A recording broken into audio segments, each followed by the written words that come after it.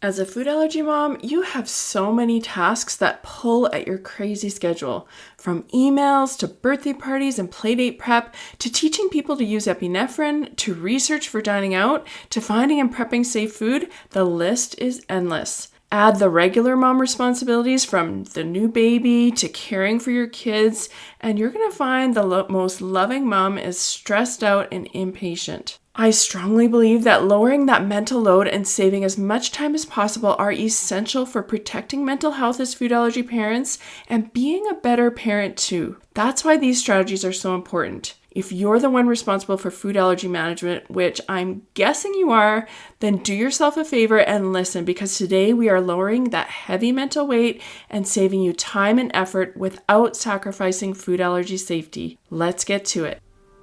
Hey food allergy mama, if you're here, you've likely experienced the scary and lonely food allergy diagnosis with your child. Unfortunately, food allergy parents aren't taught how to navigate the food allergy lifestyle, and it's easy to feel alone and discouraged sometimes. But I'm here to show you that food allergy life doesn't have to feel restrictive, scary, or isolated. I'm Corinna, and I'm a 17-year food allergy mom and food allergy coach at Friendly Pantry Consulting.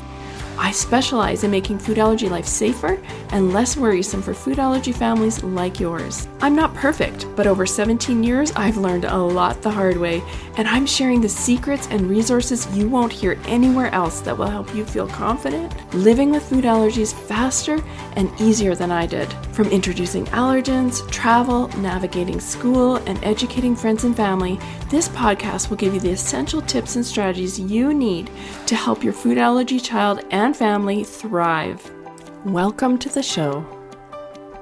I remember when my food allergy daughter Sierra was finishing kindergarten, I was looking forward to her moving to first grade and actually having full days where I could focus while the kids were at school. Except at the end of her kindergarten year, when all of the spring flowers were coming out and the new leaves were showing their green, I got sick. I actually got very sick. I got shingles. Shingles is usually something that frail, older people with compromised immune systems get. So when I realized that the sharp pains and rash I had was shingles, I knew something was wrong. I talk about this more in episode number 14, 2 Food Allergy Moms with Love. So if you haven't listened, be sure to check that out. But in short, this time really forced me to do a reality check, and I learned a lot. First, I realized I had a lot of responsibility. Food allergies take a lot more time to manage than no food restrictions. I mean, think about all the label reading, the extra cooking, and all the extra prep. This means that to keep physically and mentally healthy, we food allergy mamas need to make room for this in our schedule and our lives. We simply can't do it all, and I think I got caught in the trap of comparing what other moms are doing, and I tried to live up to that, not realizing that I had a situation that required extra mental weight and time. So I was actually setting myself up for failure in a way. Like many things, I learned the hard way, not only to stop comparing myself, but also to first reduce the number of commitments in my life, and then also to simplify as much as possible so that I could save time and energy. You know, I think so many of us don't even realize that you actually can simplify food allergy management so that it's less time consuming and less stressful. After 17 years, I've learned a few must-dos so that you can save your sanity as you keep your child safe and included. In this episode, I'm sharing 10 powerful tips for simplifying food allergy management. I think you're going to want to write these down, so grab that pen and paper and listen to the end because there is gold here, and I'm guessing you'll be surprised by a few of these. Number 1 is to use a planner. You will be surprised at how powerful this is. If you don't already use a planner, I want to encourage you to start right now. Have you ever heard the saying, if it's not in my schedule, it's not real? Well, there's a reason for that. Having one main place to organize and manage your life is essential to remember it all. The mental stress of trying to keep it straight without somewhere to write it down or record is way too high. You can use your Google Calendar, or if you're like me and you have a paper calendar, either one will work. Whatever you choose, start using one today. I promise you will notice a difference in your stress level. Number 2 is to create a schedule for meal planning. Now that you have your planner figured out, the next tip is to schedule 20 to 30 minutes every week to meal plan. Another way you could do it is schedule 2 hours at the beginning of every month to plan for the entire month. Both will work, and you may want to try both to see what you prefer. Honestly, the mental drain of constantly thinking about food is crazy as a food allergy mom. The mental load is real. I can't tell you how much meal planning helps me to stop thinking about food all the time. Instead, it keeps my thoughts about what's for dinner to a specific time period that I've scheduled. Overall, this takes a huge weight off my shoulders.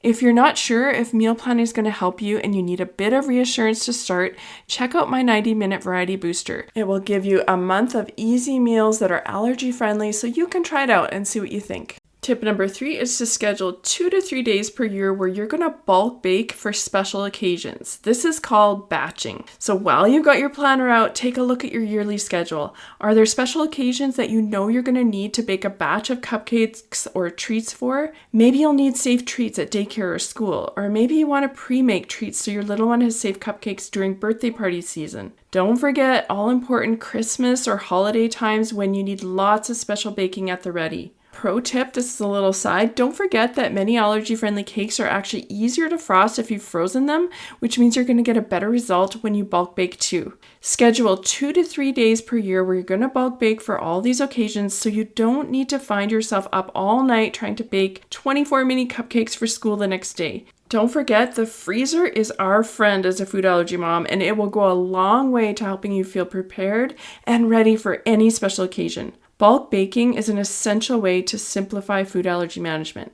Tip number 4 is to buy fresh whole foods and skip processed meals. Okay, you might be saying, Corinna, cooking from scratch seems like it's way more work. But hear me out. If you stick with simple ingredients as much as possible, you're going to find that grocery shopping takes way less time and energy. The more you cook from scratch, the fewer ingredient labels you have to read, and the more time you save. This means way less time shopping and searching for safe products. And my next tip is going to save you a lot of time on the cooking too. And that's tip number 5, where you're going to schedule 2 to 3 days per year where you're going to bulk cook food allergy meals. Again, like we talked about in baking, we're going to bulk cook and batch our cooking. Think about how nice it would be to have delicious and healthy convenience meals ready and waiting for those days that you need to take a break from cooking or you don't have the time. That's why I love bulk cooking. Given the fact that it will line your freezer with allergy-friendly meals in less time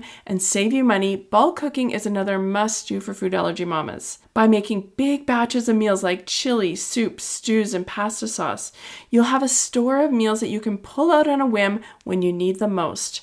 I call them freezer frenzy meals, and they can be a huge lifesaver for us food allergy moms. The cool thing is that you can make meals you know your kids will like, so you know that they're going to eat them, and you can make them healthy too. It's a better option than the pre-made allergy meals that are expensive to boot. I have some amazing freezer frenzy recipes in the 90-minute variety booster, and I've organized them into a week where you cook once and eat twice, so you can take a break from cooking every once in a while. Tip number 6 is to clean your fridge, freezer, and pantry at least once per year.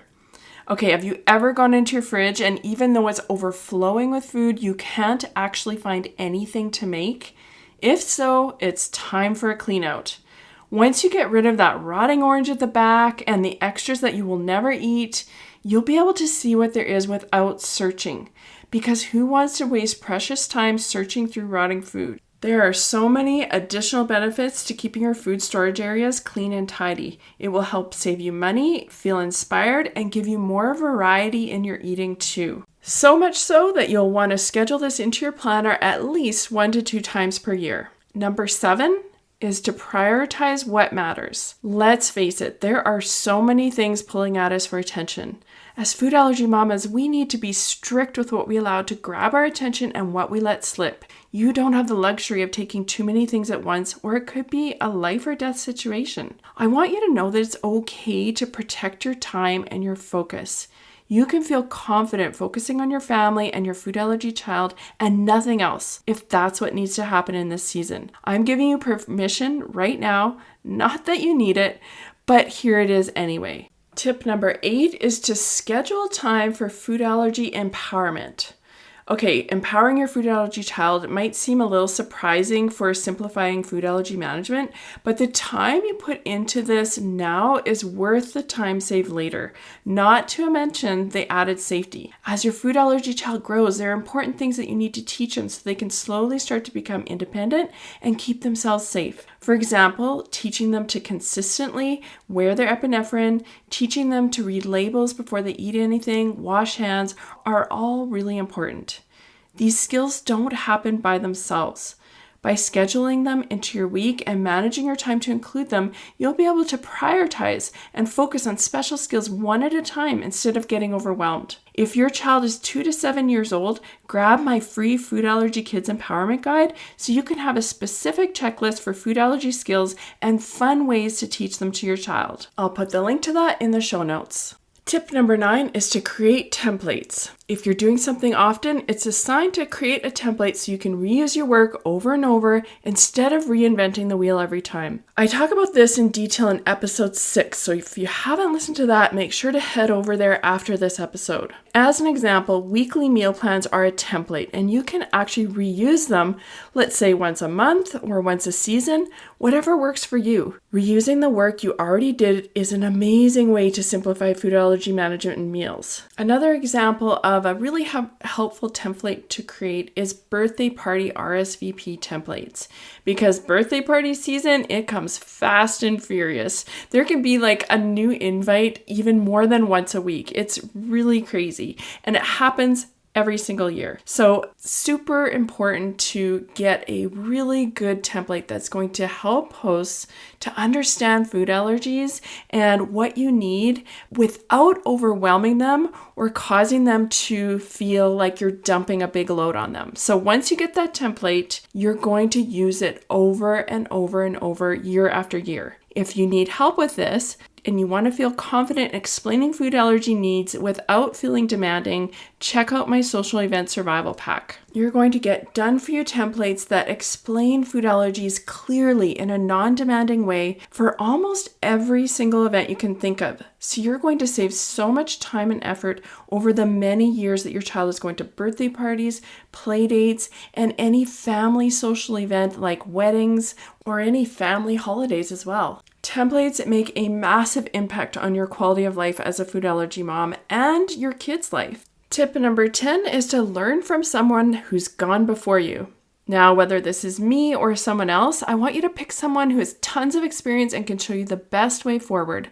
Remember that trying something once or twice doesn't always mean it's the best way, because strategies should be tested multiple times to know that they work. I want you to know that you are not alone, and I'm cheering for you. I hope these 10 tips help you simplify food allergy management and decrease the time and effort and, of course, the mental weight that it takes to manage food allergies and be a parent. Which of these 10 tips are you going to try first? Send me a message at Friendly Pantry on Instagram. I love hearing from you. Thanks for listening, and bye for now.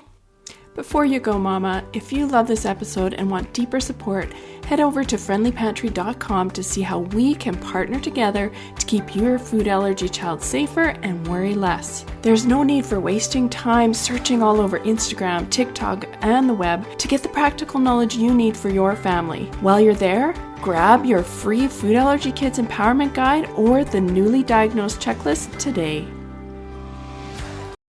Topics are not medical advice and are the opinions, views, and property of Friendly Pantry Consulting Incorporated. All rights reserved. Always contact your board-certified allergist immunologist for health advice.